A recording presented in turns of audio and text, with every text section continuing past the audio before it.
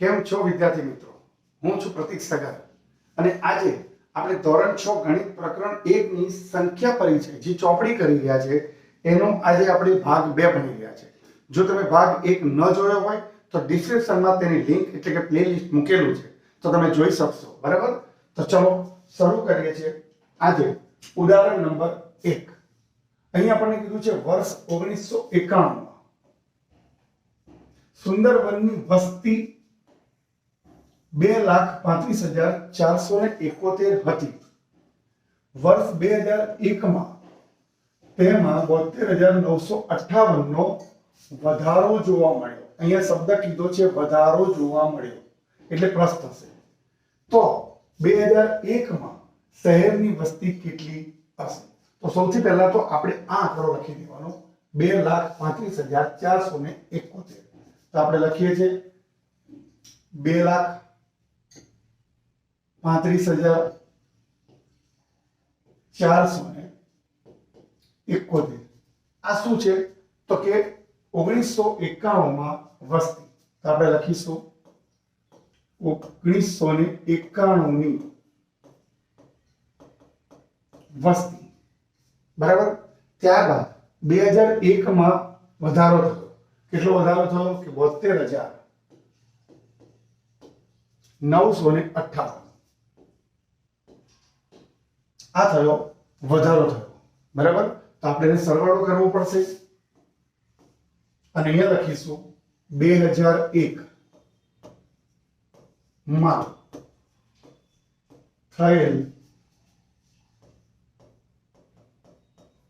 વસ્તી વધારો.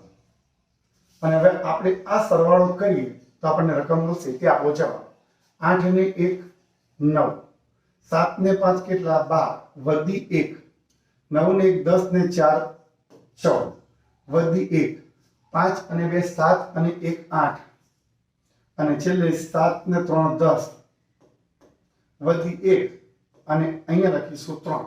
એટલે આપણો જવાબ આવ્યો 3,08,429. તો આપણે આને કહીશું 2001 ની વસ્તી. 2001 ની વસ્તી. હવે આપણે આખો જવાબ નીચે લખવો પડે તો એ અહીંથી લખવાનો 2001 માં. તો આપણો જવાબ આપણે લખીએ છીએ જવાબ બરાબર 2001 માં 2001 માં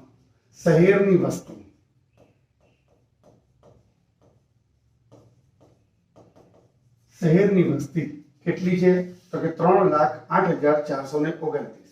તો લખીશું 3,08,429 હશે. અહીં આપણો આ પહેલો દાખલો પૂર્ણ થયો. એટલે ઉદાહરણ નંબર 1 આપણે પૂર્ણ કર્યું. હવે ઉદાહરણ નંબર 2 આપણે જોઈએ. રકમમાં કીધું છે એક રાજ્યમાં વર્ષ 2002 અને 2003 વેચાયેલી સાયકલની સંખ્યા 7,43,000 હતી. વર્ષ 2003-4 માં સાયકલનું વેચાણ થયું. આ વેચાણ થયું ફરી કેટલું થયું? કે 8,00,100 હતું. કયા વર્ષે સાયકલનું વેચાણ વધુ થયું છે? તો આપણને ખબર છે કે જો અહીંયા 7,43,000 છે અને અહીંયા વાળી સાયકલનું વેચાણ 8,00,100 થયું છે. એટલે આપણે કહી શકીએ કે 2003 અને 2004 માં સાયકલનું વેચાણ વધુ થયું છે. તો આપણે પહેલો જવાબ લખીએ. તો લખીએ છીએ અહીંયા જવાબ બરાબર પહેલો જવાબ છે. બરાબર?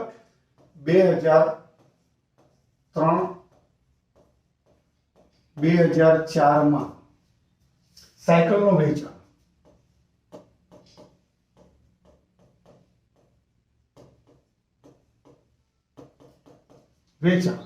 વધુ થયું હતું.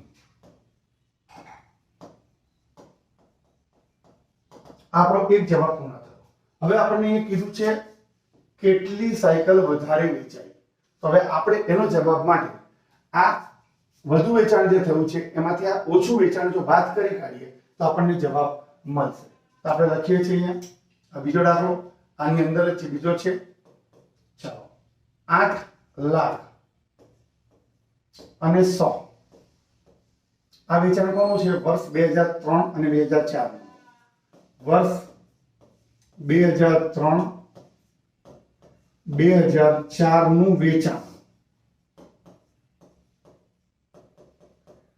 અને અહીંયા કરીશું આપણે માઇનસ. અને હવે લખીશું આપણે 7,43,000. 7,43,000. અને આ કયું વેચાણ છે?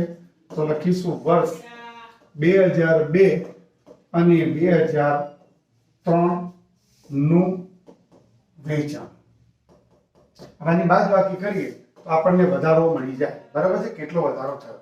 તો 0 માંથી 0 બાદ થાય એટલે 0 રહે. 0 માંથી 0 બાદ થાય એટલે 0 રહે. 1 માંથી 0 બાદ થાય તો 1 રહે. ચલો 0 માંથી 3 બાદ થાય નહીં, એટલે બાજુમાંથી આપણે દસકો લેવો પડે. અહીંથી આપણે દસકો લઈએ, અહીંયા લખીશું 9 અને અહીંયા લખીશું 10. 10 માંથી 3 જાય એટલે 7 બચે. 9 માંથી 4 જાય એટલે 5 બચે અને 7 માંથી 7 જાય એટલે 0 બચે. એટલે 57,100 જવાબ આપણો આવે છે. તો આપણે લખીશું 57,100. શું કહેવાશે એને? સાયકલના વેચાણમાં વધારો. શું કહીશું? તો લખીશું સાયકલના વેચાણમાં વધારો. બરાબર? ચાલો જવાબ લખી દઈએ આપણે નીચે. તો ફરી આપણે આ જવાબને અને આ જવાબને ભેગા લખીએ, એટલે એકમાં બે જવાબ થઈ જાય. તો શું લખીશું? વર્ષ 2003-4 માં, વર્ષ 2003-2004 માં કેટલી સાયકલનો વધારો થયો? 57,100. 57,100. બરાબર? સાયકલનું વેચાણ વધારે થયું. સાયકલનું વેચાણ વધારે થયું છે. ઓકે, અહીં આપણો આ ઉદાહરણ નંબર 2 પણ પૂર્ણ થઈ ગયો. તો ચલો હવે આપણે આગળ ઉદાહરણ નંબર 3 જોઈએ. હવે ઉદાહરણ નંબર 3 ની આપણે રકમમાં છીએ. શું કીધું છે? નગર અખબાર દરરોજ પ્રકાશિત થાય છે. એક નકલમાં 12 પાના છે. આ યાદ રાખજો, એક નકલમાં કેટલા પાના છે? 12 પાના છે. દરરોજ 11,980 નકલ છાપવામાં આવે છે. તો કુલ કેટલા પૃષ્ઠો દરરોજ મુદ્રિત થાય છે? અહીંયા છાપવાને એ જ મુદ્રિત કહેવામાં આવે. યાદ રાખજો ગુજરાતીને. તો સૌથી પહેલા દરરોજ કેટલી નકલ છપાય છે? 11,980. એટલે આપણે લખીશું 11,980 નકલ છાપવામાં આવે છે. છાપવામાં આવે છે. અને એ દરેક નકલમાં કેટલા પાના હોય છે? 12 પાના. એટલે આપણે ગુણાકાર કરીશું, ગુણ્યા 12. અને આને કહીશું આપણે પાનાની સંખ્યા. ચલો આનો ગુણાકાર કરીએ તો પહેલા તો બે આંકડા છે એટલે એક મીંડું લાગશે, પછી એક ચૂરો એટલે 0 થશે. 8 એકા 8, 9 એકા 9, 1 એકા 1 અને 1 એકા 1. આટલું થઈ ગયું. હવે ફરીવાર 2 થી ગુણાકાર કરીએ એટલે 0. 8 દુ 16, 9 દુ 18 ને 1 19, 2 એકા 2 ને 1 3 અને 2 એકા 2, 0 6. 8 ને 8 16 ને 17 વધી 1, 10 ને 3 13 અને થશે અહીંયા 4 અને 1. પાછળથી આપણે અલ્પવિરામનો કોણ ચાલુ કરીએ તો આપણે એમ કહી શકીએ કે 1,43,000 અને 760 આ આપણો જવાબ આવે.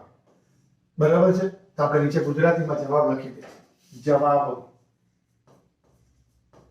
જવાબ બરાબર કુલ કેટલા પૃષ્ઠો? તો લખી દેવાનું 1,43,760 પૃષ્ઠો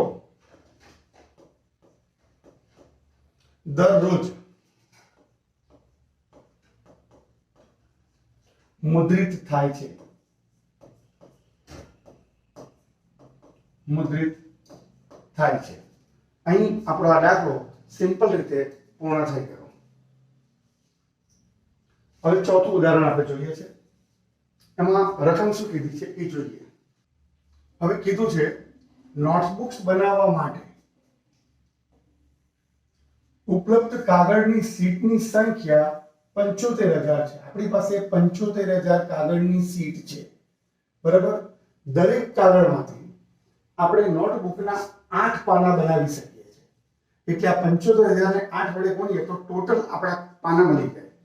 આગળ કીધું છે નોટબુકમાં 200 પૃષ્ઠ સામેલ છે, તો ઉપલબ્ધ કાગળ શીટમાંથી કેટલી નોટબુકો બનાવી શકાય?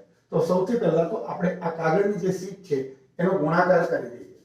તો લખીશું 75000.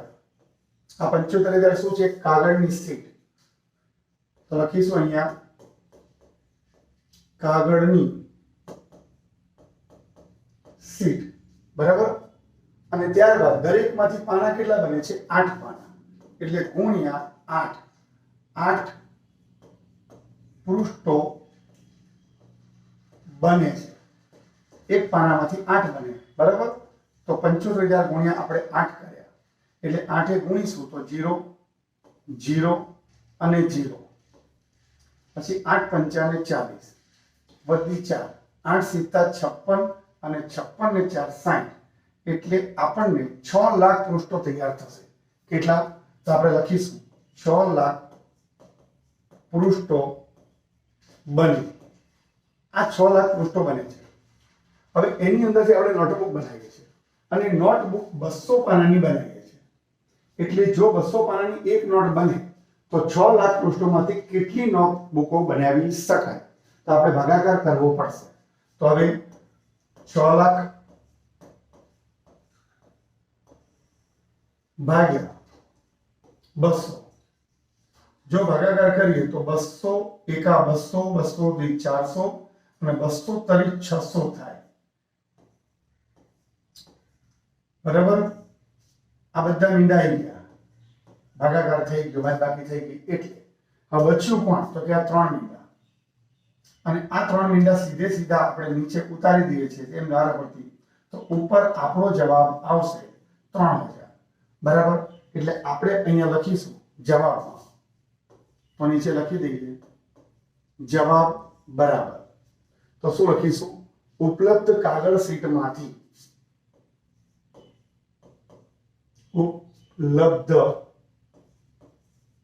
કાગળ શીટમાંથી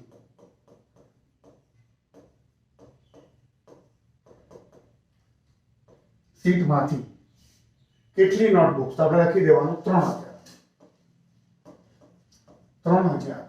નોટબુક્સ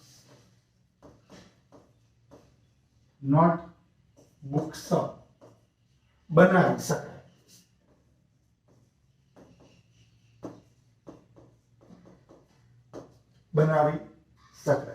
અહીં આપણું ઉદાહરણ નંબર 4 પૂર્ણ થાય છે.